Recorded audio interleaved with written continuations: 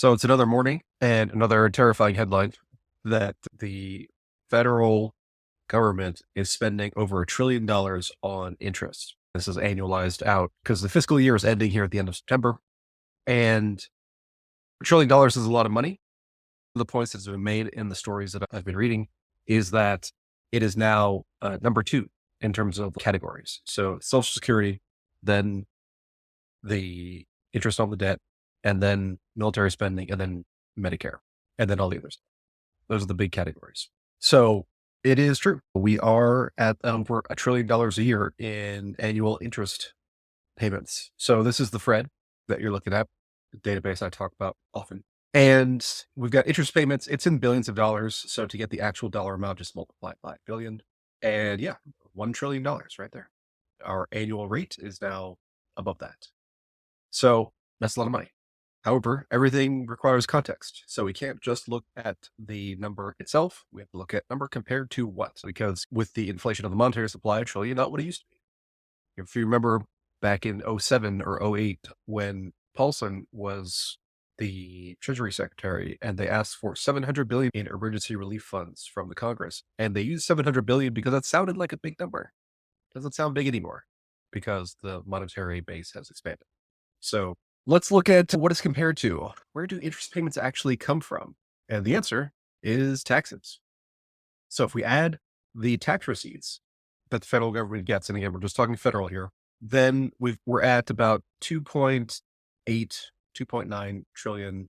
Oh, we just tipped over into 3 trillion actually. So $3 trillion is what the federal government is collecting on an annual basis, and they're spending 1 trillion on the debt. So there's a lot of room there, basically, because people worry about the debt in that it will cause people to abandon the dollar, and that will create a giant economic crisis and things will get real bad real fast. That is a concern.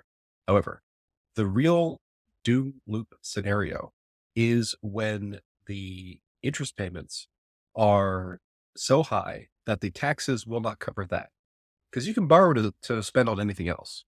But once the interest itself gets to be so big that the taxes can't even pay for it, then you're borrowing to pay for interest, which creates more interest, which then you have to borrow to pay off the interest, which creates more interest. And so that's the real doom loop.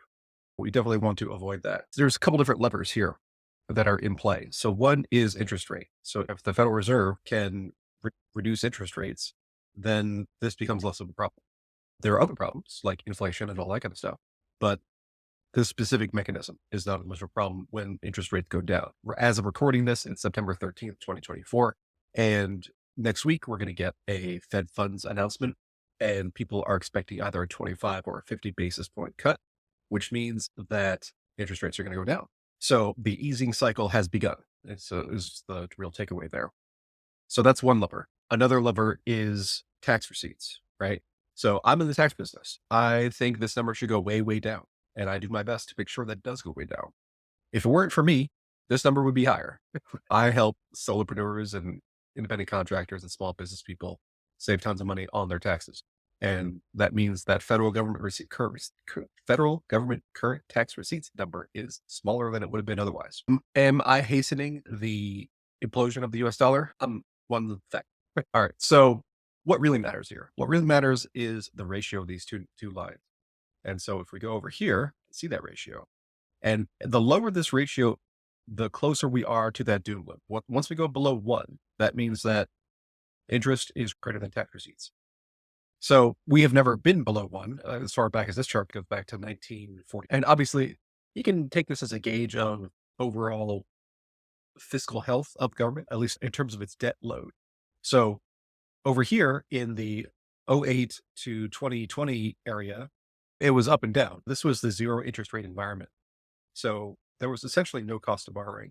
And then once the interest rates started coming up, this ratio started going down as the difference between tax receipts and interest payments started getting squeezed.